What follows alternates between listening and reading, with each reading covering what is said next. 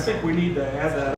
I think, you know, I trust the board, but I think on something $800,000, the membership ought to be involved. In, are you willing to pay for I agree. $800,000 of improvements?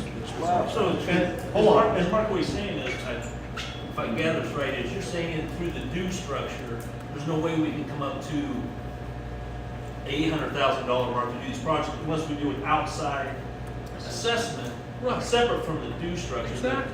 You guys are gonna come back to us every year for more dues because we're always gonna have other expenditures going, so we keep nickel and diamond on the dues. So we gotta separate the capital expenditure and redo the assessment. So To a more proper. Well, first of all, we need to decide what we want as a Yes, membership. yes, yeah. What we want to pay Let's just for. say it's 800,000. And then, Yeah. let's hope it's not 800. But we can't do it through, we can't do the capital expenditures through the dues. No, not that, To get not this that thing kind of fixed. stuff. To get it fixed. I don't disagree, which is why we have the assessment for another 2 years. We didn't want to do a new assessment. One, if we come back without a solid number, and we don't need one number, we need multiple bids. That's one of the problems. And here's the thing, and I'm just gonna say this as a person who's dealt with this in a lot of different arenas. When you ask somebody to spend their time and money to come down and give you a bid, they wanna know if they have some ability to get at the actual work. Well, I know. So Judd Dunnick, who's gonna take, I mean, he makes a lot of money in his life, to take time to come down and talk to us about giving us a bid, him and Kevin Norby, to do that, you better be ready to spend the money. Right? And the problem is that we did that and we asked them, could you come provide a bid for us? And they're like, well, yeah, maybe in October, maybe in November, maybe. We're too small for them. They don't want to spend the time unless we're going to do it all at once. That's just the reality. But we did, in all fairness, we did pay them $10,000. I think Yeah. we more than paid for their trip down here and the Correct. plan they put together. Correct. We We did. paid for that. We did. So, I understand they'd like to have the business, but we did pay them for the time and the resources they put into putting that together. I don't disagree with you. But there's only a handful of people that do that even around the country. So that's one of the things we've been working on, is trying to find alternate people so we can get multiple bids, so we can go back to membership and say, okay, if you want to do plan A, here's the number. If you want to do plan, and here's the 2 or 3 numbers.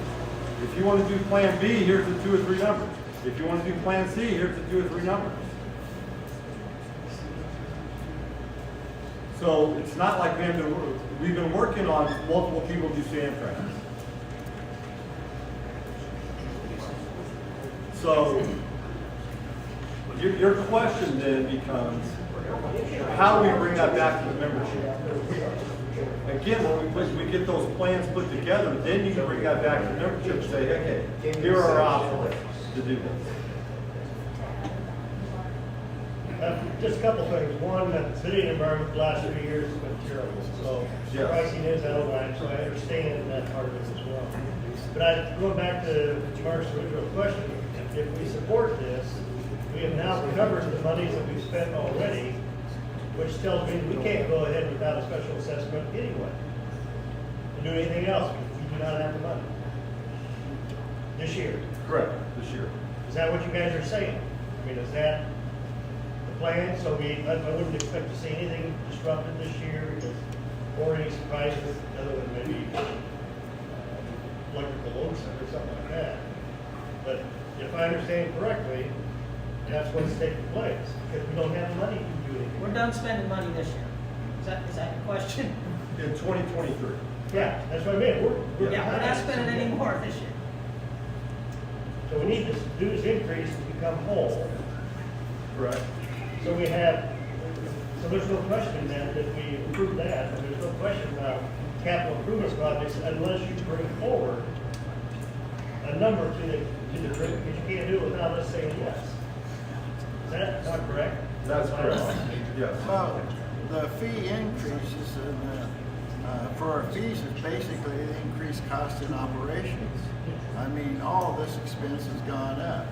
The assessment is for capital improvements. Well, the capital improvements, right now, the assessment brings in $100,000 a year. Roughly. There's about $100,000 that comes in each year from the assessment alone, and what the bylaws require added to it. You go back to the original structure of the Articles of Incorporations. It was set up that the members take care of this course.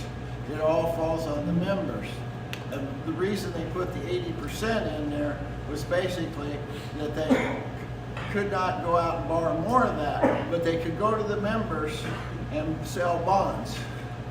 And we still have that out there in the articles and on the bylaws that we can sell bonds to the members, which they did back in the early 90s and late 80s for the clubhouse.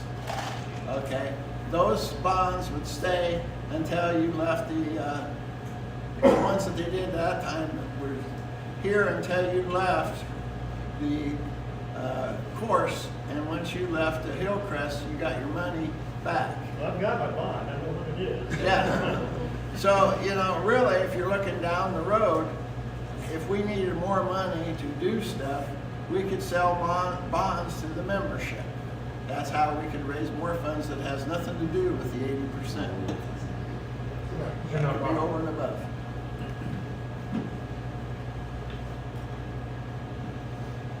How do you factor in the repayment of that money if someone wants to leave and collects their money? So you're saying, if I buy a bond, I've got, it's like a share of stock, Right.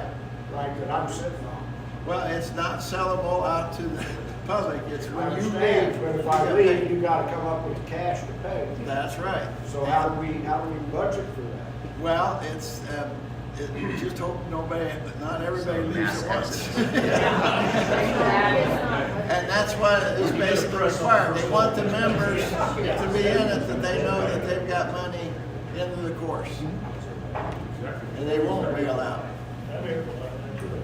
Mike, On your ballot, option 1 says if we go to 280, it's a $200 increase. Option 2, if it's 400, it will stay at 260. correct. So what if the bylaw doesn't pass to go to 280, but option 1 gets the most votes? What happens? So, that's a good question. We go to option 2.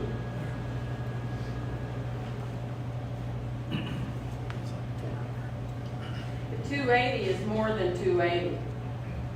By the time you add in, you know, let's say 2 adults and let's say they have a kid or 2, that's 3 or 4 more people per Don't disagree with that, it's already that way. Those are full membership. Like your 260 number now, you have more than more than 260 people actually playing golf. Right. Right, but we don't think it's crowded, so if you're gonna have another 60 golfers, and we're only gonna lose 4 single memberships to bring in 60 golfers. But, I mean, I don't have exact numbers. Do we have numbers on, single memberships, double memberships, and family memberships? Yeah, Because we got that breakdown. the due structure, who came up with, it's only $200 for the second membership of the couple members. Who came up with, it's only $200 increase for a double membership, or a couple membership? Just 200 across all the levels. Why? If that spouse plays full-time or more, they should have to pay at least half of a single membership. Well, so And a the family should pay for 3 golfers. That's it, plus the $50. we don't They should pay, pay we don't pay for the amount of people in your family. What? Well, like, you could do that, I mean, like a health club. Well, I'm talking against myself, but it seems if you're trying to increase the revenue, we can increase the revenue without increasing our membership simply by charging appropriate prices at appropriate levels. Well, wow, that's a tough one. Well, yeah, I mean, because I could argue across the board. Like when we went to a split it out to single memberships, which remember the single memberships used to get 10 punch cards. Don't get that.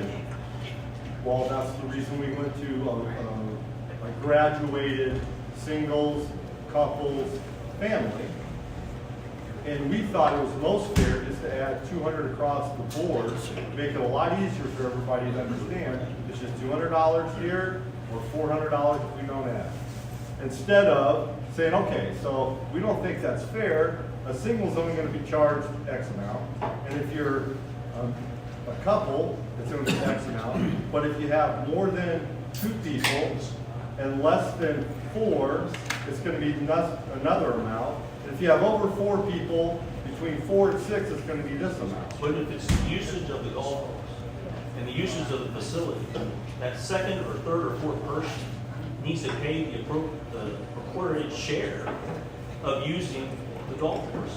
They're gonna gain some of that in the clubhouse with revenue with Right. food and beverage. Right, well, that kind of brings up to your $50 food and beverage thing is, if a single pays 50, why doesn't a couple pay 100? Or why doesn't a family pay 175 or 150? Why does always the single pay the bulk for everything and everybody else just stays a single? I mean, the second person's got to pay for the clubhouse game, and has got to pay for the Friday. But we're only collecting $50 from one person of a couple.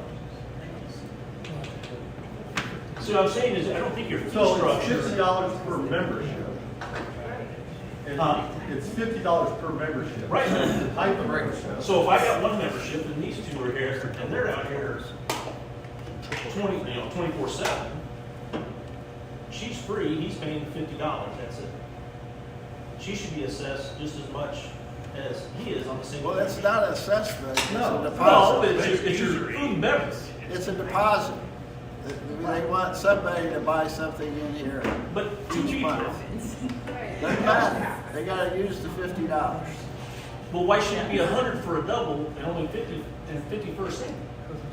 Because he needed, it's just an incentive to Right. get him in here to do it. But they're So, both gonna be out here, so hold their on. incentive is 100. reel it back in. I can answer this real quickly.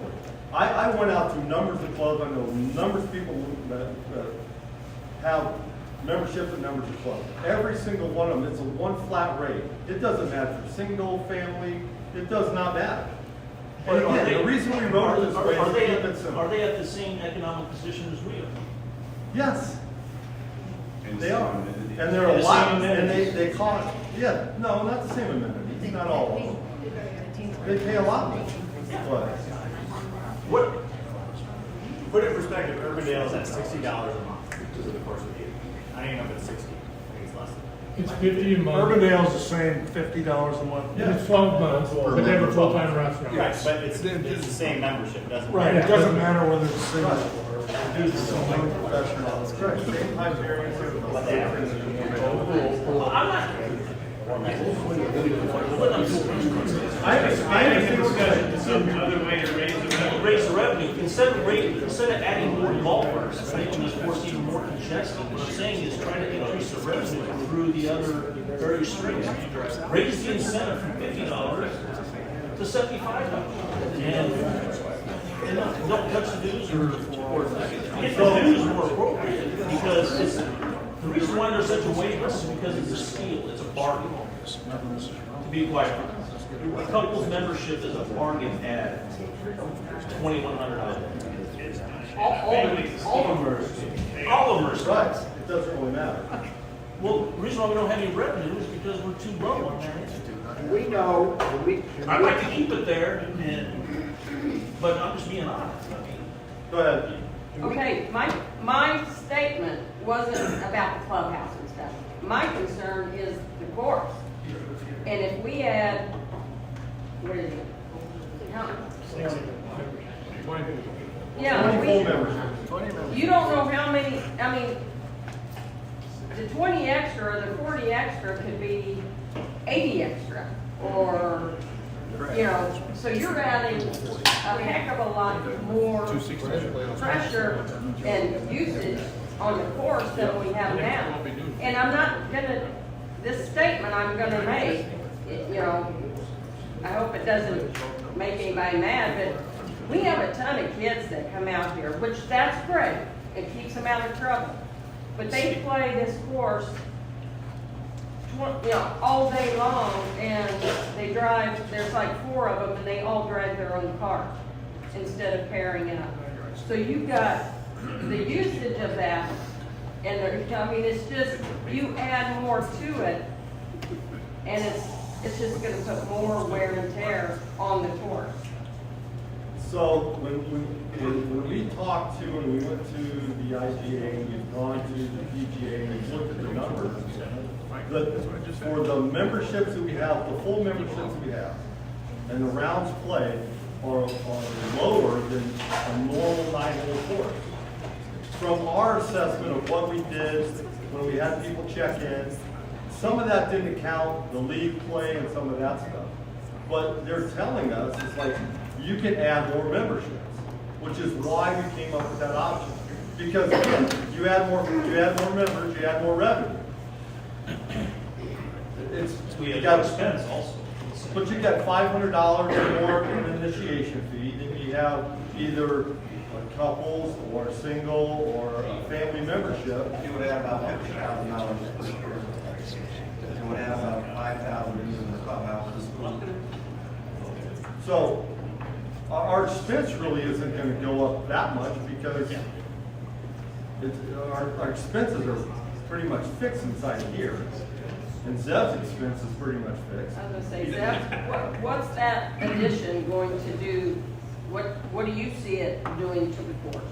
I just, Walmart's more dividends and just continue to play. It's just always going to be the same thing. We're always going to fix more dividends because everybody calls more. It's just, that's the only expense we're going to have. It's go fix more dividends, more Walmarts, and traffic is traffic. You can't control either wall. Everybody has their own cars out here, so, you know, we can't control that. So it's not more expensive than what I think. We're just They added 20 more We'll go back to Adam. Even Grant said it. So Zeb, you're not that concerned? I'm not concerned about it. I mean, it's all up to you guys. I checked with concerned Anthony, about access. I mean, they have used from on Urbandale. I talked to him about what we're doing, rounds possible that we have, not counting the tournament and stuff.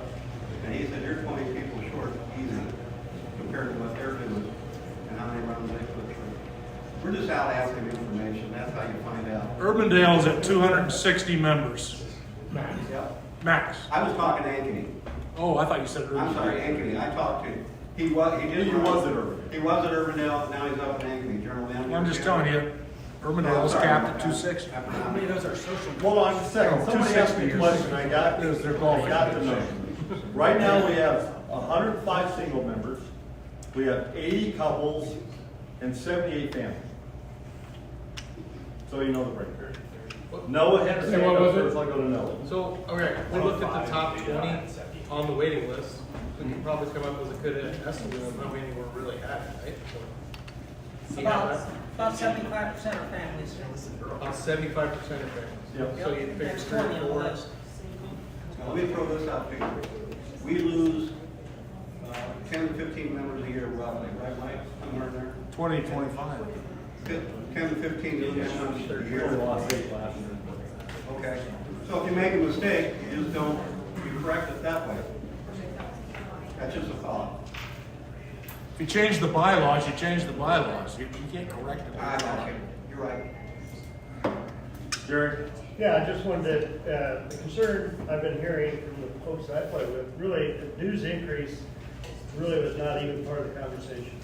It's raising the membership count from 260 to 280 for all the reasons that we're talking about, wear and tear and time and so forth. I saw before too that you're using data. I suppose your data is as good as it could be for any golf course, but I don't know that I ever checked in. I know that the good news is Connor knows me and You're fine. that's fine, I'm paying. But don't make the decision based on false data. And I think you have some false data here. Well, I know you do, because on Thursdays, they say it's league day, you don't have to check in. So none of those league days rounds are logged into that computer. Correct. I can tell you that right now. And we know And that. Thursday is freaking crazy out here. Parked a mile down the freaking gravel road, And none of those rounds are in here. Next part of it is membership number increase. And I don't know if you've been having them already or not, but clubs, the next step in that is the conversation about tea time. And we will not, I don't think this membership will tolerate tea time. But my increase in the numbers you're talking about, that's what we've got. Membership that could play Tuesdays. After that conversation, now, Yes, and we're like you, we do not want tea time is either. that a unanimous board? Yes. That would be okay Yes. as long as. If you, If you go to 280, how are you gonna avoid it? that's, Kids are out here. Tom, if you guys had any discussions as a board around certain time slots, I'm not saying all the time, but certain time slots, let's say a Saturday morning, it's a busy time, about requiring people to play as a foursome as opposed to, because you got singles, you got doubles, you got your people, or it's just, you know, if you have all foursomes, the flow is much better than if you have singles and doubles or twos mixed in there.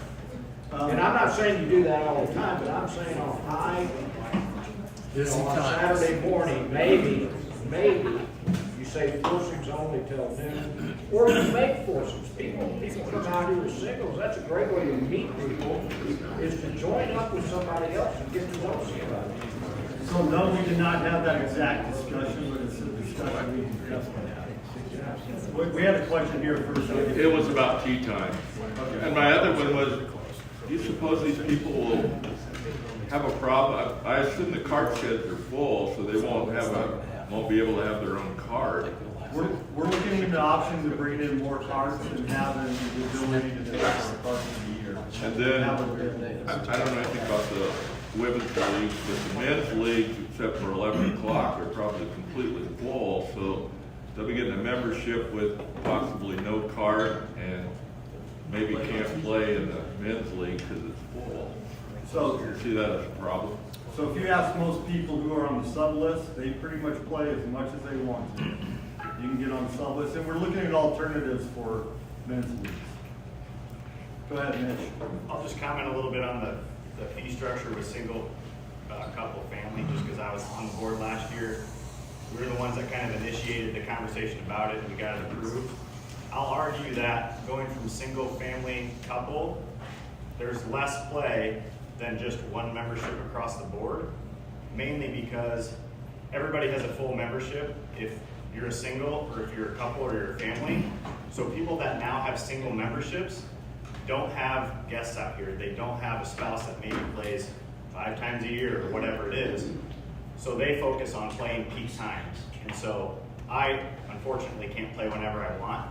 I don't play peak times, and it's not busy out here. It's not busy at 4 o'clock, 5 o'clock, 6 o'clock during the weekday. I can attest to that. I think a lot of people that play those hours aren't. I will agree that probably peak times, 9 o'clock, 10 o'clock on a weekend, it's jammed out here. But I don't know that because I don't play it. But part of the reason we went to single family couple was because we were getting, typically a single is paying the same fee structure as somebody that, my wife plays a decent amount of golf. We are paying more because we are playing more, but the single membership, they probably are typically playing peak times, and that's where you see the, I guess maybe the frustration and the difference in the membership, or adding 20 more members is typically coming from a single membership. But if you add the 20 members, peak times is peak times. They're gonna be playing the peak times so long as they. I would probably disagree with the people on the wait list. Of the top 20, I probably know 12 of them. Most of them are couple or family, and they will not be playing peak times. Just from my assessment of the wait list, and I would guess people on the wait list, they're not gonna be in leagues. I mean, they could be on the wait list or they could be on the sub list, but a lot of these people that are adding to the membership, they're not the typical peak time players. Is it wrong to propose $100 for a family per month for Clubhouse versus 50? I mean, just for sheer numbers. At this point in time, we don't have that on the ballot, so it's kind of hard to propose it. Right. It's something we can look at next year. the board can look at next year. If they think it's out of whack, you can How do does that. that, how does that transaction work? I mean, is it, you know, you basically get billed $50 at the end of the year or each month? Or is it, hey, each month, like you come in, I've only spent $40 this month, you need to spend 30, otherwise you're gonna get billed. The problem that I have with that, not that I don't support the restaurant, all that stuff, is like the tracking mechanism on the app. We couldn't even track punches, let alone, you know, the food. So it's like all Traeger, all Traeger, like, you know, $50 versus 30. Like, how are we going to track that here to make sure that it's correct? Because it is a lot of money. If you do it wrong, you know, we are going to lose quite a bit of cash, right? Go ahead, Gene. So, for up right now, set up to take care of that. It's not Our like POS system. You're saying at the end of October, it's the end of October. This is the end of It's at the end of October, currently at $50. You don't spend the end of by the end of October, then you get billed for $50. So the way that was set it up, hold on. Too many side conversations going on here. The way it's supposed to work is that it's $50 a month, unless there's an overriding situation, i.e., let's just say Dick Wicks is still in Arizona in April, and he's not here for the whole month of April. I'm just using the name because I know he's traveling. He calls the board and says, hey, I'm not going to be there the entire month. We'll roll that $50 into the next month. Do you have to call the board? So it's not. Or email us or whatever. That's the way it should work, because what you're attempting to do with that is to drive revenue. We talk about raising revenue in the clubhouse, that's one way to do it. A majority of the people in the club spend more than $50 a month in the clubhouse for food and beverage. A vast majority. I don't know the exact number. So it's specifically food and beverage, nothing in the clubhouse, or That's nothing in the correct. pro shopping like that? Food and beverage. Food and beverage. Beer. Wine. Tom, for Gene to administrate that, he's basically going to have to charge $50 at the beginning of the month, put the credit out there, so when they come in and buy, the first $50 is that credit. And then at the end, if they buy over $50, it'll be on their bill at the end of the month. Right. Then the next month, they're billed $50 again. And that credit, a new credit's put out there, and they use the new credit until that's finished. Correct. Scott. It's been explained two different ways. If I spend $400 the first month I'm out here, am I free and clear the rest of the year? Or is it No. $50 every month? $50 every month. All right. And then I just want to say, to Jerry's point, your data on getting key fobs scanned in, I think, is probably about 50% of the people that come out here. So I don't think you can base the rounds played on who came here, because I'm with Jerry and I probably played 3 rounds this year. A lot of times these guys will see you out in the course, even if you don't come in, they're checking in. It says on my tab every time I key in, and I can tell you how many times I've played this year. That data is not anywhere close to the amount of rounds played out here. You can almost compare that to the people that put their gin rounds in. To the number of pops. those are sandbags. Yeah, they're really happy that they don't have to put it in. It was the 70s. It doesn't calculate 36 Hold on. I understand it might not be accurate, but again, we're going back to Adam before he was here, and Grant, and Gene, and our observations are that this course, while you might not think the numbers are accurate, every one of them said the exact same thing. You can add 20 members like that. But my average. But again, you guys are out here, hold on, they're out here every day. Yeah. And they're watching it every day. I'm here. You guys who I've are been playing here 55 are years. I guarantee you, this place can't handle any more golf. You're here. And that's a private club. It's not a public access club to let people come in, or semi-club private. It's a private club. The bylaws are at 260. You're asking us to change it. Raise our dues higher, or tell us how much we gotta pay to stay in the club and keep it private at $260. Comment and some information for you. First of all, the reason a lot of us are here is accessibility Yes. that he's talking about. Here's Urbandale. Family, $4,200 a year. Our proposed, if we leave at 260, is $2,300, $1,800 a year less. Urbandale, single, $3,500. Our single will be $1,900 if we don't raise. Accessibility and a bargain. We have both of them right here with 260 members. Tom, you know, there's a lot of good ideas on the table here, but if you look at what's been put on the ballot to vote on, 280 members will get you another $90,000. Staying at 260 gets you another $104,000. Which way are we better off? Staying at 260. So, it's no brainer. Again, our job was to give you guys options. Our recommendation is that if you add more golfers and more family members, you're going to generate more revenue inside the clubhouse. More revenue inside the clubhouse, in our opinion, is better. But again, if the membership wants to stay at 260 and raise up to 400, that's why we made it $400, so we generate revenue. We think both of them are good options. It's not like we're up here going, we've got to do this, we've got to do this. They're both viable options. I have no problem with that. And that's a good discussion to have. Again, it's why we're having these types of discussions. Like Chris in the back, I think, or Ryan. Ryan. Just for knowledge sharing, I do the website stuff and the back end stuff, and Grant didn't do us much favors on keeping things up to date. So in my estimation, I spent a lot of time yesterday going over this, and our number is about 270 from my estimation. Anyway, so we're only actually would be adding 10, not really 20. Just FYI, we're about 270 right now. That's disappointing to hear that. Yeah. I said the same. He didn't update things in the right manner like he was instructed, so. Now, what's going on with that? What do you mean 270? What? That's our current membership, he said. Our current membership's 270? That's not correct. We're already at 270. We're 260.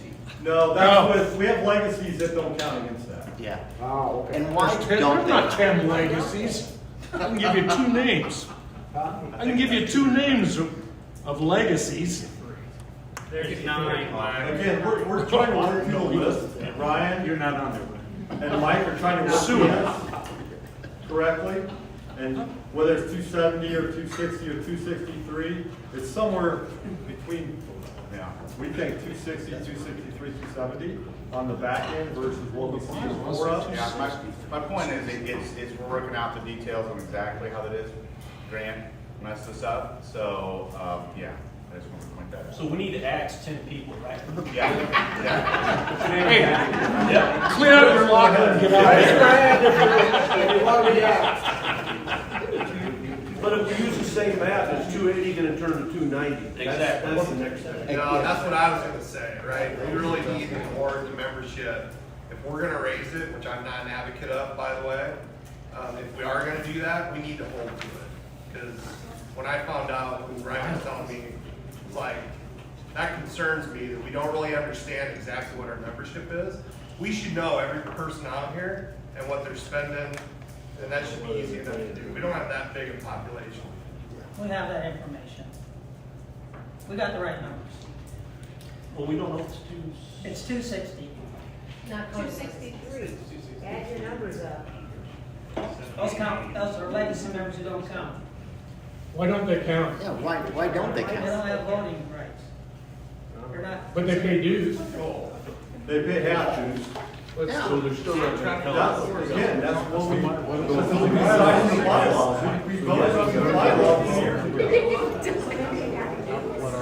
Go ahead, Chris. On this discussion, the membership dues. You're gonna have to speak up. Quiet down! Stand up, Chris. The membership dues is roughly $350,000 that we've collected. Is there much more of that coming in, or is that about where we're going to be at for the year? The end of October is the last we get for dues. So we don't have any more coming in the rest of this year. like, so I went to a single this year. From last year, it was just everyone pays the same. I paid less in dues in 2023 than I paid in 2022. I think there's a lot of people that are probably like that. We should have, I don't know where we're getting the numbers for the dues. Like, where are we getting these numbers from? Like, there was no, you would have thought the single would have been the bottom. You should have increased dues 10%, start at the single, and then work up from there. If we would have increased dues from 2022 to 10%, the single would have paid roughly $1,650 a year. We would have generated $75,000 more revenue just off of that. We generated less in revenue because of the tiered system. Guys like me and a lot of other people should have seen it. And the reason we did that is we got rid of their 10 punches that you used to get free rounds of gas. Yeah, but that didn't generate any revenue. The free punches generated no revenue. How did they generate revenue? It's big yes fees. They don't pay. They brought people out, now that's big yes fees to those people instead of getting those people out for free. But they probably, when we got rid of it, the board said is got rid of it because of land use. Well, That's what it said. That's what it said. And there was some lack of use. That's what it said, lack of use. Guys cut those off. Just like anything else. Well, I'm just saying what was printed It's just out, additional the members money. of it said lack of use. Because they That's got the reason why they got rid of it. 5 years. I'm not gonna argue with you, I'm just saying that's what was printed again. What I'm saying is we decreased revenue because we thought we could go to this tier system. The single membership was less in 2023 than the full membership was in 2022. No, I paid less in 2023 than I did. And again, Hey, point of reference on we the took paid something away membership. from you, which is why we thought that would be more fair. Well, so that's the thing, what's fair is, like, now we're in the situation where we decreased revenue by $75,000. And where there's 50 people here because we are struggling financially. So we could be fair as a club across the board. And that's not fair to anybody. By trying to be fair, we're not. But again, when we looked at that, at the numbers that we had at that time, our costs have gone up exponentially. But a lot my more than fees was went budgeted. down. I understand that, but when we looked at doing that, We never had a family. I know. But the family, we're paying for you, Chris. When we looked at tiering that, and we did our analysis, our costs were here, and when we did that, when our revenue coming in, it's like, yeah, we can balance our budget and do that correctly. Then, after the vote and the year hits, our costs went up to here. Well, now we don't have a chance. Now we can't come back and, oh, we didn't know inflation was gonna be at X percentage and our costs are gonna go there. Oh, we're gonna have a special assessment of X dollars to cover that cost. So then We didn't do that. If you Could have look done at, that. if you look at the total expenditures on this, take that total expenditure number, take out the trail fees and all that stuff, the electric cart fee and all that stuff. Divide that number by 260, and I think that should be your base rate for a single membership, which is about $2,000 a year. About where we're at 1,900, which is the proposed thing. That would pay for all of our expenditures throughout the year. And everything else on top of that is a slush fund. We have your public. I have, vote for the 260 or 280. Hey, point of reference. Add. The bylaws say 260 paid memberships. The legacies pay. Well, we shouldn't have 263 then, we should be at 260. Again, I don't have the bylaw sitting in front of me. Well, I do, but it's section 6 of Article 2. I think it's Well, members. I think it's voting. I think we have more than 3 though, is that correct? How many legacies do we actually have? Do we know? 9? Yeah. 9? No. No. There's no way. Qualifies for that. What's the definition of a legacy member? They have to be 80 years old. I thought it was 80. And then they have to have been here for like 30 years. 25 years.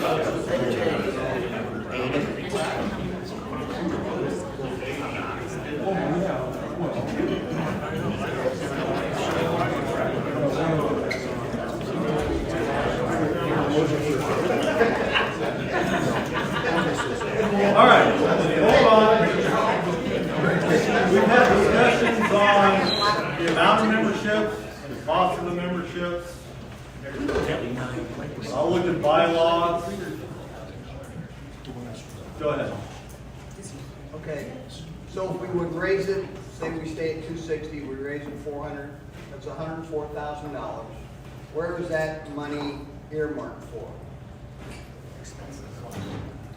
Operating costs, increased operating costs. Because to me, it sounds like we've all agreed that the problem here is, what happens if we run out of water, if they shut us off of water? Right? I mean, that should be our number one priority. Forget the sand traps, forget everything else. If we need water to support this place, and we don't have water, we don't have a club. But on the other hand, if we go down the river, and whoever this guy is that was drilling, all he had to do was go across the river, talk to the city and say, how deep are your wells? That gives us an idea how far we have to go down and what the cost should be. Because I think the school, right, Tim, when the school put in a well, that's what, 400 feet deep? Yeah, we had to go in an aquifer though. Right, but I'm saying 500. 500 feet. So that's the school, and the city's got a couple wells, so we should go by that. I mean, we're on the wrong side. I know the wells you're talking about. I watched them drill and talk to the guy drill. And it's just flat. The guy just told us, he said, I think it's here, I don't know. But the way that Mother Nature pushed it, we're on the wrong side. Because I know where the wells are because I've seen them. But then we're thinking about drilling other places on the course. For what reason? That was a talk about, you know, just trying to find. The other thing we're looking at, we got to talk to them, is our water supply company. You know, have backup. You know, I've been talking to them on that. But to me, it seems like that's the one thing that we really have to concentrate on. I get we wanna take and have all this other stuff done. I get that. There's some other ideas, and we're just kind of thinking about right now, maybe larger the pond with some, you know, but, I mean, not getting water tonight, we all thought there was water, so we, I mean, we could, I would ask, why didn't we go 200 feet? And one was this,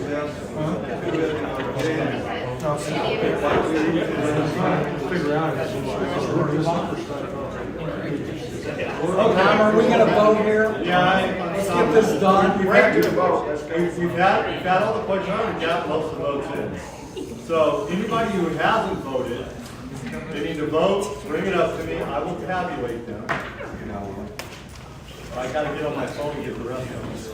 So as it stands right now, it is 7:13. I'm gonna take votes up until 7:15.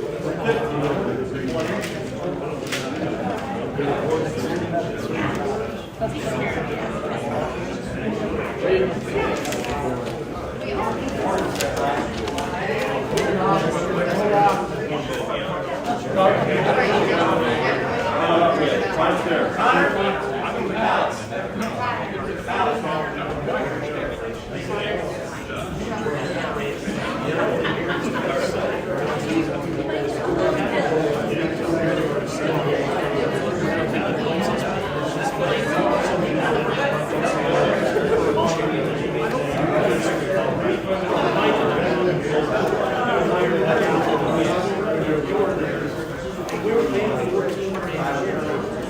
Make sure you put the names on it.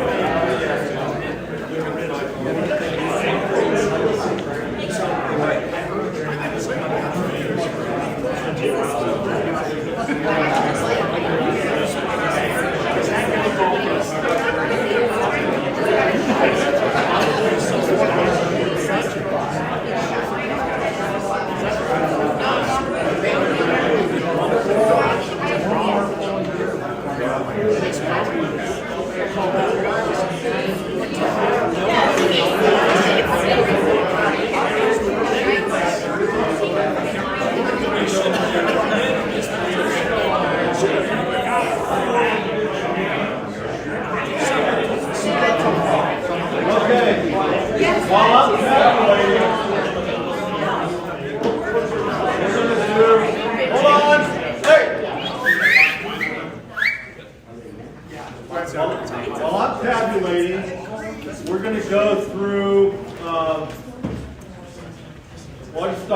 start with Zeb. We'll go through Zeb's report, and then we'll go to the clubhouse. We'll go from there. All right, I'm Zeb. So I started in January. Just walking into a place.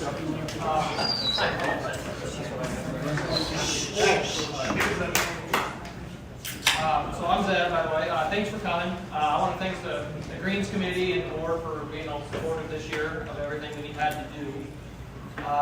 Starting when I came in, I started January.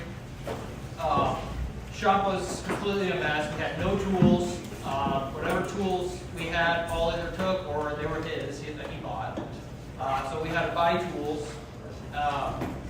Equipment, had a fairway mower, had 700 hours on it, had not had an oil change. You're supposed to do it every 100 hours. So that's what type of equipment maintenance we're walking into. We have, we do have a lease, obviously, but they don't include the maintenance on any of the machines of wear and tear. So, yeah, machines are worse for wear. I mean, it takes a lot of money to replace a lot of things that we needed to do. So that was a big thing. And then the building also is falling apart. We had a broken window, letting all the cold air in. We didn't have heat. So we had to add heat to be able to fix it, or we'll be sending all the equipment out to get fixed, which is twice as much as me fixing them. So that was just a building, me walking in for the first couple months. Once we got open, turning on the irrigation, that was a big problem. We had 4 heads out of that weren't working, broken, they're spilling water everywhere. Heads not working, you turn them on, they would stay on automatically, they would shut off. All the heads on the right side of 4 fairway were not working, so I don't have a line tracer, so we had to bring somebody in to be able to trace the lines and find the break in the wire to get that fixed. And then the pump house. The pump house, there's a big control board down there that controls the pumps. They don't make that board anymore. But business went out of business. And then there's motors in there that need fans to cool them, keep them cool. Well, those fans weren't working properly. I don't know when they went out or whatever. They just had fans running on them from plugging to an outlet. So we had to fix that to make them run properly, so we get the efficiency out of the pumps. So that was quite a bit of money to bring somebody in to be able to tear it apart for a whole day. It took them about 10 hours to tear them all apart and fix it. So that's running that's decent. The pump house is worse for wear. It's medicine age. It needs to be replaced probably sooner than later, or else we won't be able to walk. Then getting onto the golf course, greens were thin, fairways thin, rough thin, everything was thin. So we needed to do a lot to get things back into play. What I heard, nobody couldn't play the ball down in the fairways. So we needed to address that by kind of having a robust fertilizer program on fairways, same on greens.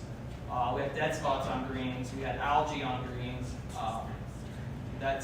It takes time to get rid of those things. It just takes time. And I was walking into no records of anything.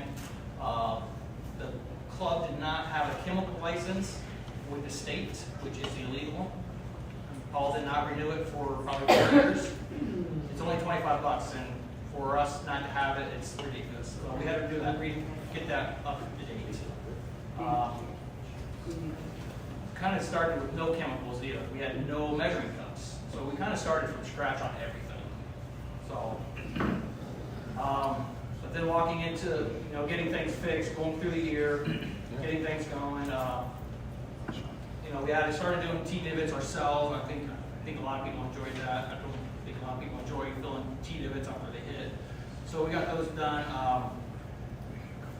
We got fairways playable, which that's always a plus too. I didn't expect things to be this fast. And then, obviously you have people like that. And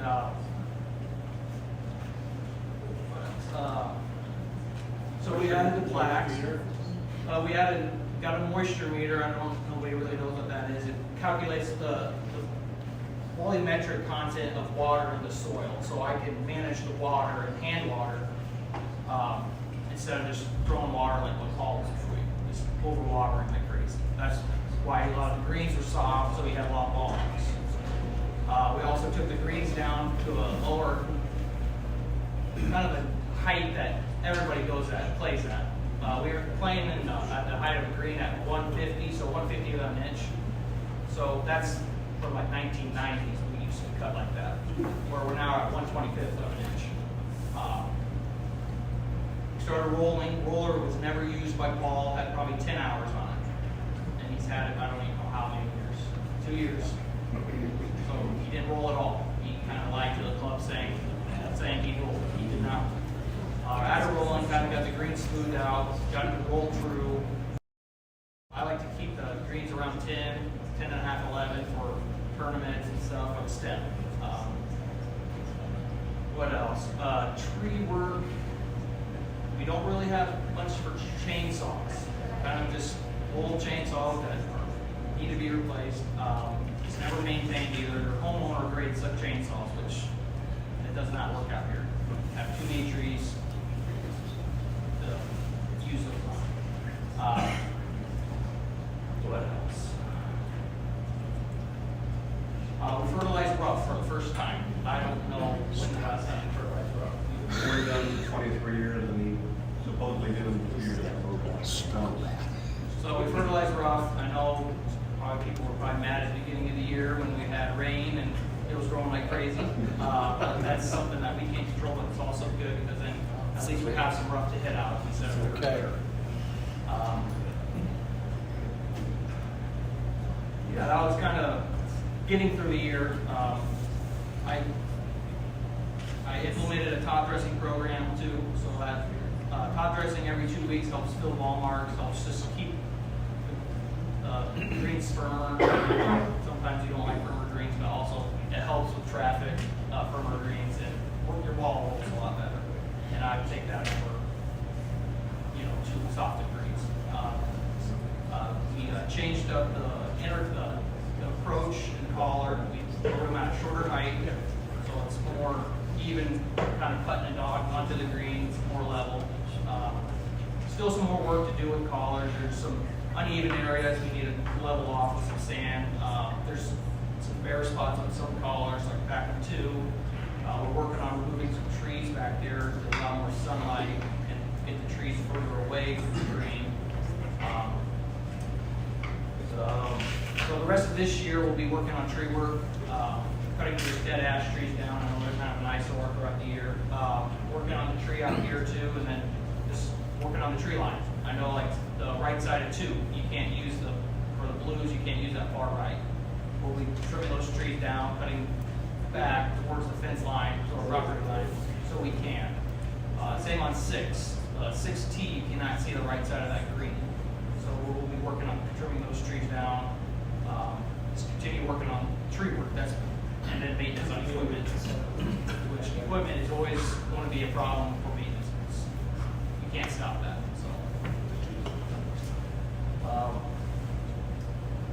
But I thought we had a good year. 4 fairway. It came in nice. I think there's still a little bit more things to do on it before we kind of really let people go out driving on it. I'm not.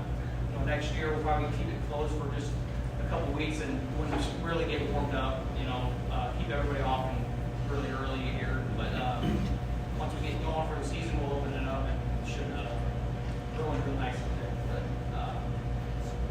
it's still a little wet. I know people are hard to believe, but it's wet, a little wet down there by the tree line still, from where they dumped all that pond mud. I got the sink in it the other day when I was gone. So we'll have to have a little part of it, but it's not in the fairway. It won't affect much at all. It's really in right at the beginning. So won't be affected by that most of the time. And we'll just continue, keep on going, get the greens better. I know there's some work left on 3, on the backside of 3. From where we started, though, I think we're coming a long way. Yeah, that's all. That's what I have. Thank you for coming. Questions? Can only speak personally, but I kept on saying all year long, the courses never looked this good. I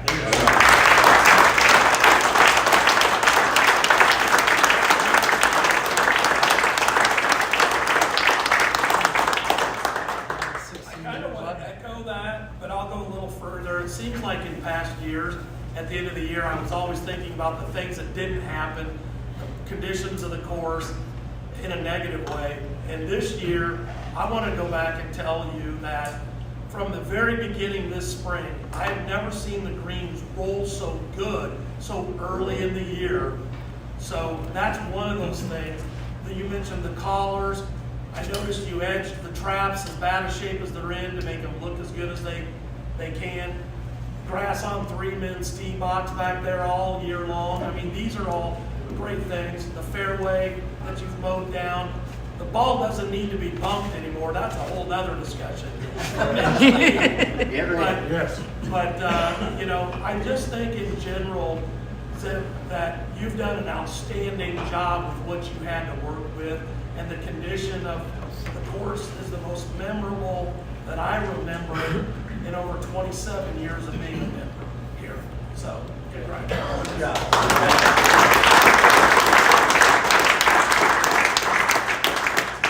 Just your ability to work with people is important, I think. The board members, Greens and Grounds Committee, people, just willingness to work with people is fantastic. Great job. Thank you. Awesome job. This request was given to me by an unknown person. But he's sitting right back here. He would desperately love to have that limb cut off on While you're doing tree work, can you get that?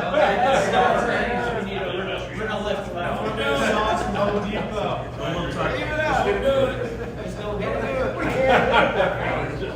Zeb, you're going to be doing the heavy tree work now. Yes, we'll be starting. We kind of wait for the ground to freeze Right. over. Do you have the equipment you need to do it? Do you So have we the have- commercial chainsaw? We have one chainsaw. We bought one good chainsaw. Okay. The pole saw is something we desperately. I don't want you out there sawing by hand. No, Okay, I'm cool. not going to do that. But we have the stuff to at least knock the trees down. Well, I want you to speak up if you don't. If you don't have. No, it, I mean, think so. You know, I expect Okay. look up enough on stuff we can do to either. I want to say. Got a side business selling firewood? Yeah. There's a pile down there if you want to start taking. It's all Ashwood, so there's Ashwood already. So That might solve our budget problem. That, yep. have we ever, I know this is new enough for you, but I'd like to see us like on number 7, back in the right-hand corner, if we could start some trees back there so that if we do need to transplant some trees down the road. My philosophy on 7 there, we don't have a greens nursery. So let's say we've had 12 club hits on the green this year, which is not good for a private club.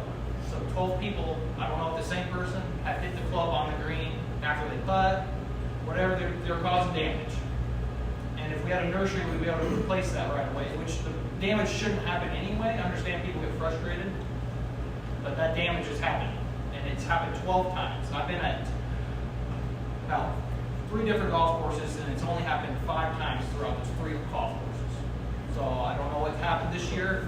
People got more angry, but that's something that I think as a club we can work on. That's not damaging after you putt. That's for that area where the tee box for 8. I want a greens nursery there. It's out of the way. And I understand having trees, but there's tree nurseries plenty everywhere where we can buy cheap trees just for cheap. We don't have a way to dig them up. Okay. Because you'd have to rent a tree stand on that, and you might as well just buy a tree that's already for a lap stack. Any more questions for Sam? No, go ahead. Sorry. Zeb, you've done an awesome job. Awesome job. And this is for the board. Have you thought about a bonus for Zeb because he has done such a good job and continues to do a good job? I mean, I just think you know, when somebody comes in and does such a great job as he has, and will continue, I'm sure, you know, you've got to reward that to keep him around. So that's something maybe to think about. That's something the board will discuss, and we'll have further discussions on it, and we'll let the membership know what we do on that. Ryan? Ricky was here, we'd be passing the hat right now. I just want to say shout out to, I know number 9 along the road is a pain in the ass probably to maintain. I live down the road, I walk up and down, I drive up and down here, but in the last couple of weeks, the weeds have been knocked down, they were kind of an eyesore. I think it's awesome the way it looks now, so I really appreciate that. I just want to give you a shout out for that. Yeah, that's, thanks to Josh and Turfworks for letting us use their equipment. That's something that we desperately need, is like a rough cut deck to cut that grass down, because I don't think we need to mow it at regular rough height, because I don't think anybody's really trying to hit for rocks, because that's all that hillside is right now. But yeah, thanks to Josh. You know, we'll try to keep it more mowed. It's kind of hard on that hillside. I think the county does a little bit of it too, what they can. Speaking of Josh, thank you for everything you own and do for us on the backside. On number 15.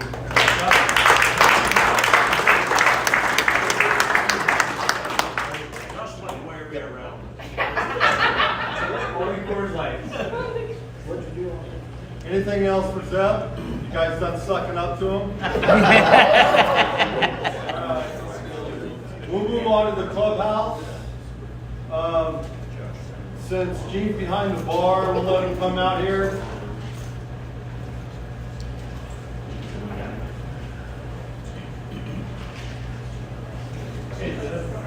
I just want to give you one thing, man.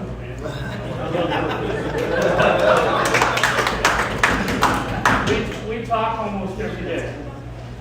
So I think it's important that we have a good relationship. And he can tell me what he's doing, and I can tell him what's going on here. And it's working out well so far. And thank you for the opportunity to speak before you today. I got here roughly the 1st of August.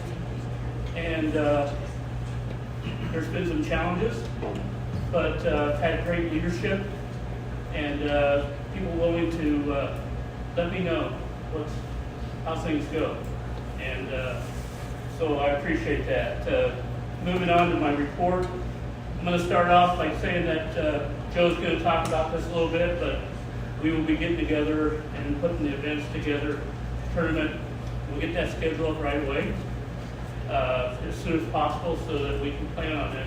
My plans for that is that I think we need to have these event sign-ups out 30 days in advance.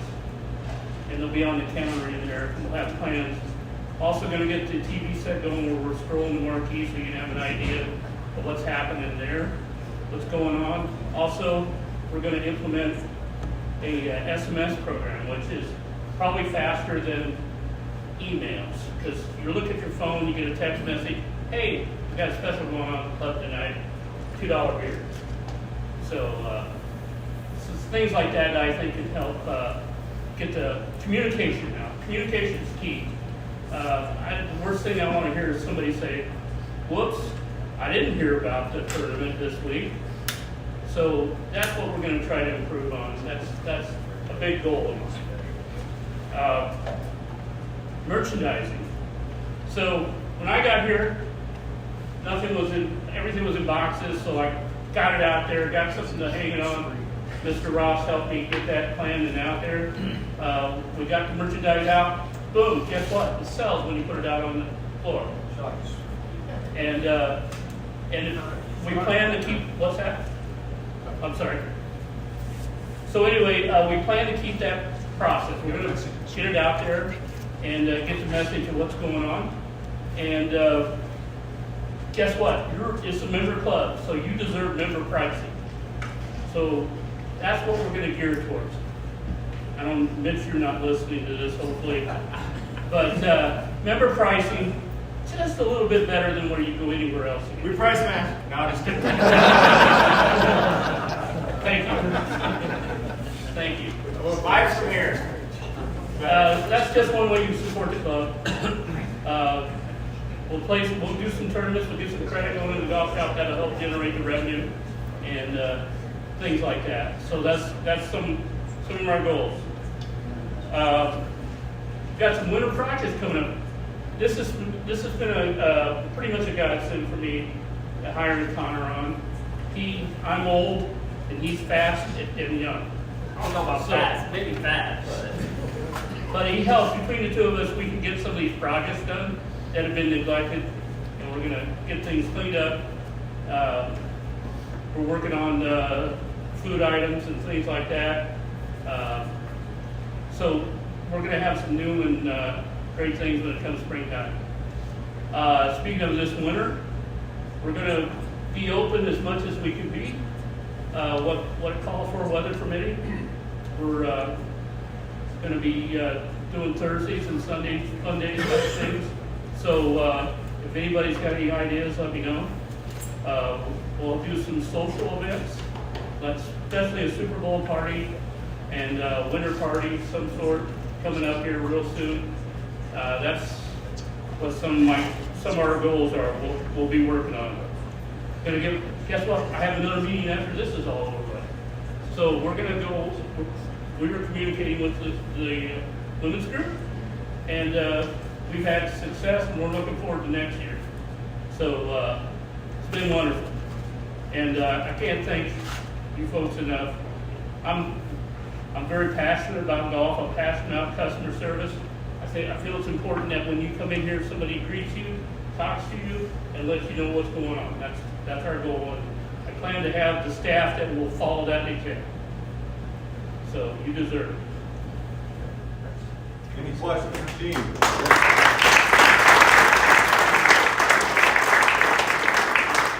Gene, good job.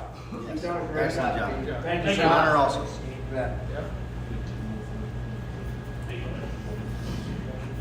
Yeah, one of the things. Dick, reason grounds. That we did today, is we did have a committee that we met the second Wednesday of every month, starting back in April. And we're going to continue to do that again this year. Those were on that committee were Kent Kaufman, Randy Rydell, Joanna, back here, Cullen, Carol, she's still here. And of course, we had to have Josh on there because we need a lot of equipment. When we do, and those meetings are open, we usually meet around 5 o'clock on the second Wednesday of every month. We want to do it before we get to the board meetings. We've got anything to discuss, we get it done then.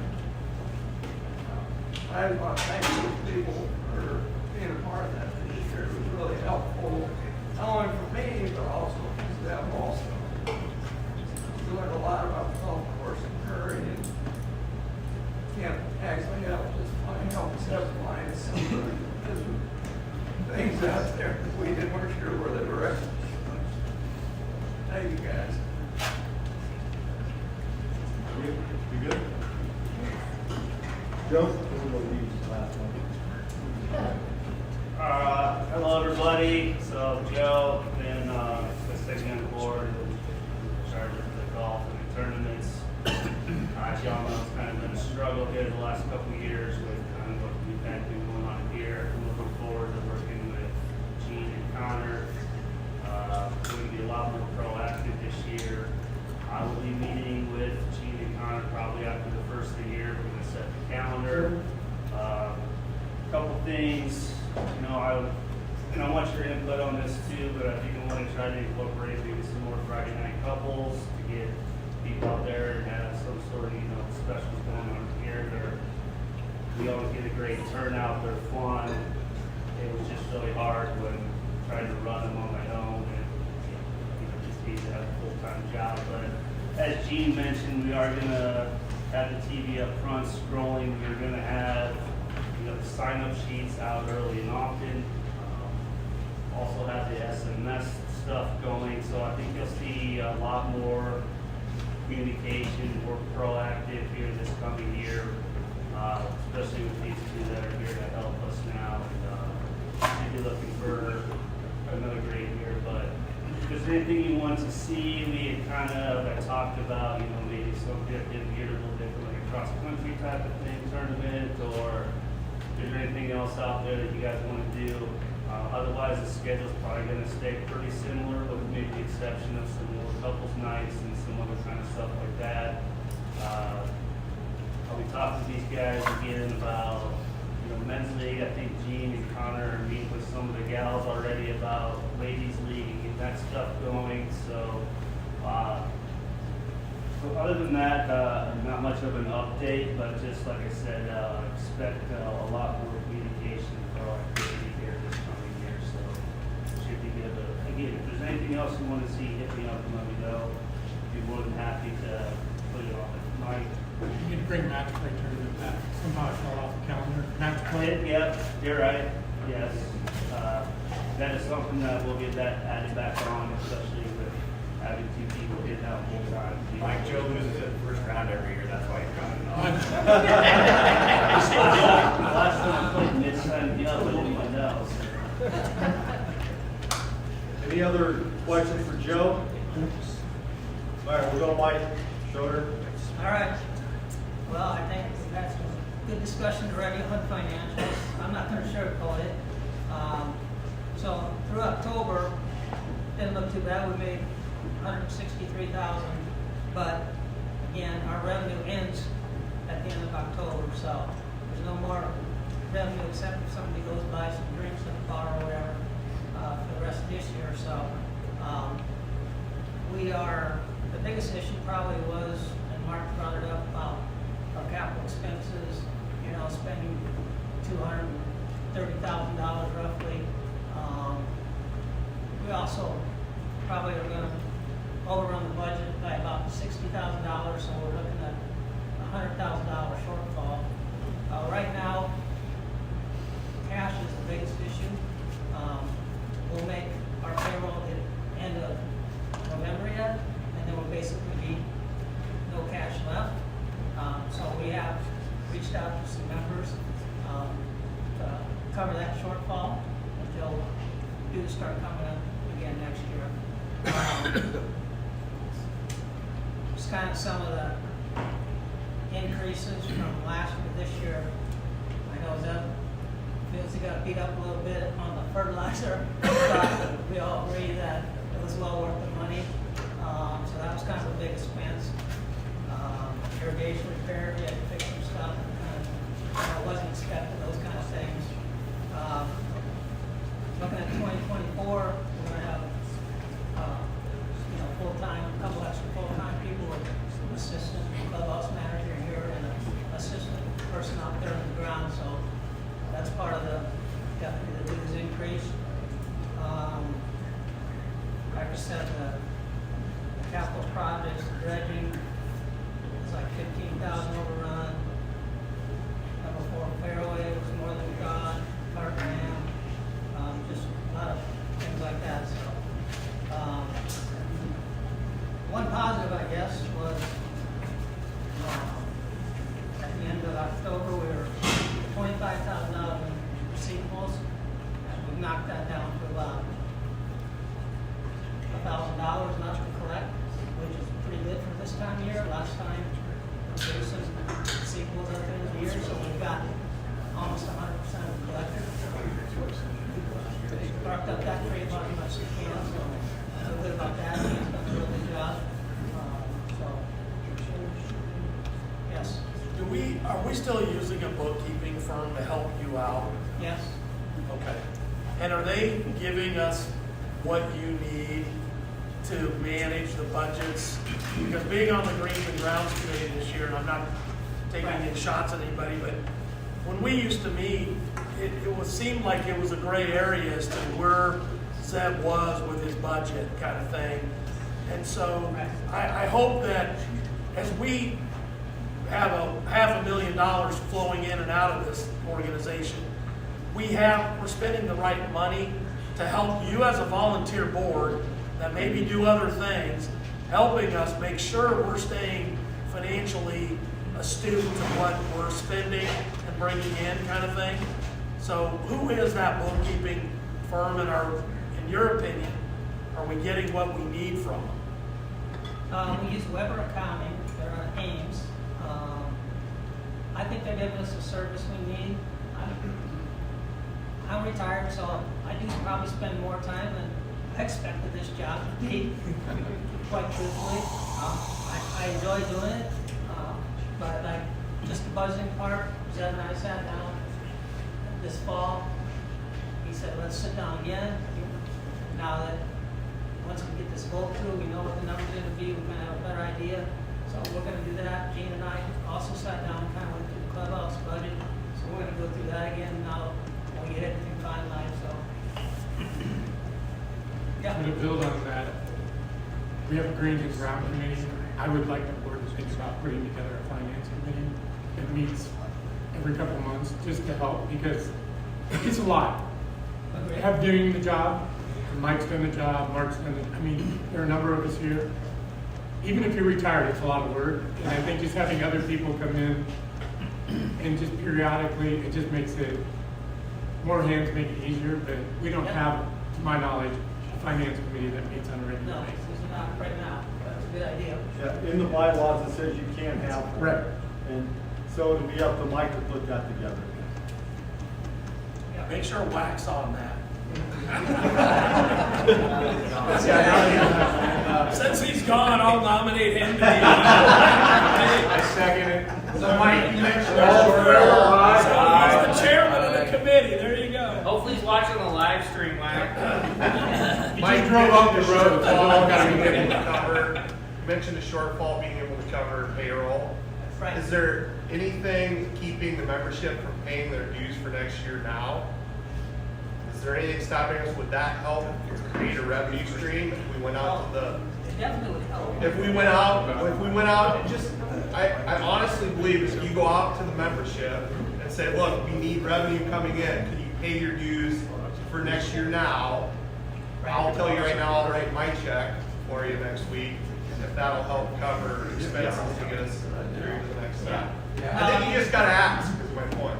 Right, because truthfully, between, November, December, January, nothing comes in the door. Right. And so, and then all of a sudden February, $400,000, that's whatever, yeah. Be better to have some of that coming in now. Very good idea. We'll take that up with the board. Thank you. Anything else for Mike? Question. What was the $17,000 expenditure for the Good question. So at the end of September, we did a physical count of the inventory here. And this is new in the system this year. So Gene and Connor and myself counted every hat, every beer can, every golf ball. And what we had on the books for the inventory was actually $17,000 higher than it needed to be. So we need to make that adjustment to true up the actual inventory to what it was.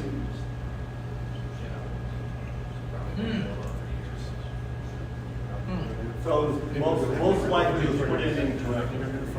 And the idea is that we will do that on a quarterly basis going forward, just to keep, make sure we got the numbers in check. We don't need some big $17,000 number. Maybe we have to make an adjustment of 1,000 or 2,000, but not 17,000 bang all at one time. All right, any other questions for Mike? Trying to wrap this meeting up as quick as I can. All right, so the votes came in, the increasing the membership to 280 did not pass, so it'll stay at 260.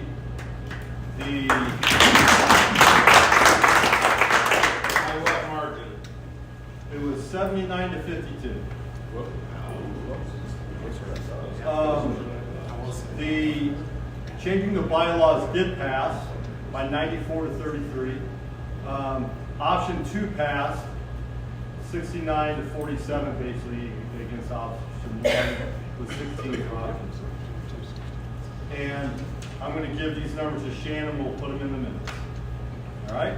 So staying at 260 is going to be a $400 increase across the board, and we're going to change the bylaws. Okay. Go ahead, Mike. can change the bylaws on the collection, you can't change the. On the number, yes. On the number for the company or for the club. That's correct. Because that takes the statute, That's article of incorporation, which is 2/3 of all members. Yep.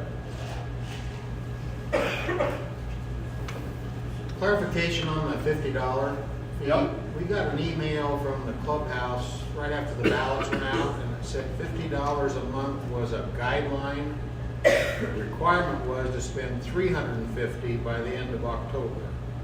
But I don't think that's how you responded to No, Scott. I'll send out a clarification email on that, spelling that whole $50 out. If there's something, when we went through it as a board, that's the way we're gonna do it. And, we didn't have that communication, it went out incorrectly, so we need to clarify that and we'll send that out to the membership. Okay? One other comment, Yep. not on the ballot, but just for in the future, for finance, I'd like board, I hate to agree with Brent Glenn, I try not to do it very often. Did I have a good idea? But, I think raising the cost of a couple's or family membership is worth considering, because as a, now I'm a single. Yeah. I think mine could be lowered again. But, no, It's not a dating app. So single's gonna be what, 1,900 now? And I have no problem with 1,900 for a golf course like this. But if my wife played golf, I can't imagine she should only pay $200 for unlimited golf all year. So I just think it's a way to think about on revenue that, I mean, I'm not suggesting double, but I mean, I don't know. Having a family out here, and I have 2 kids that are out here a lot, you're gonna see them a lot more, and I hope to see them every day, if I had my choice. I'd be in favor of that as well. I don't have an amount to suggest, but I think my wife should pay more than $200 if she wanted to play. Ryan? I just want to say thanks to the board. I know it's kind of a thankless job, so I appreciate all you guys volunteering your time. Thank you.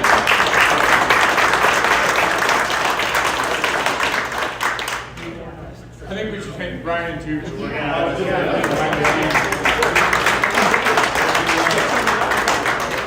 Well, just to clarify, 260, is that paid memberships or is that? Full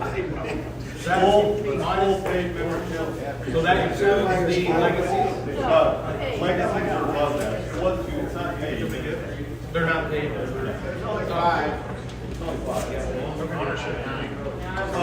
Last thing. Oh yeah. So this year, myself and Tom Ross, this is our last year on the board, and to replace us are going to be Mark Flegel, who's in the back of the room, and Dave Davidson. Yeah. You're welcome. You two stay afterwards, please. Do what? Stay afterwards. Just You're on the board, real that's quick. up now.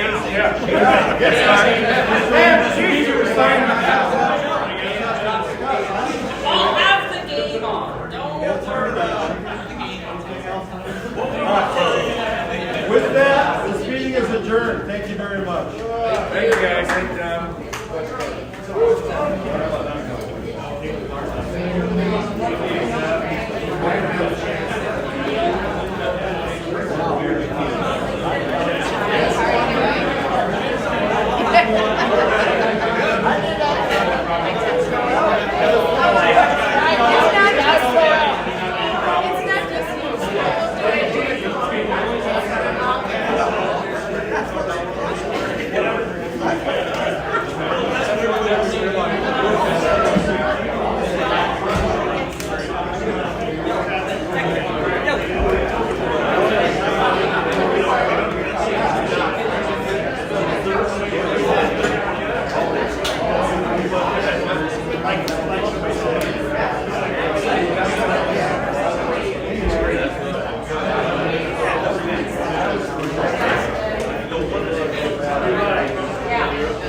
Don't shoot me for talking about you paying more.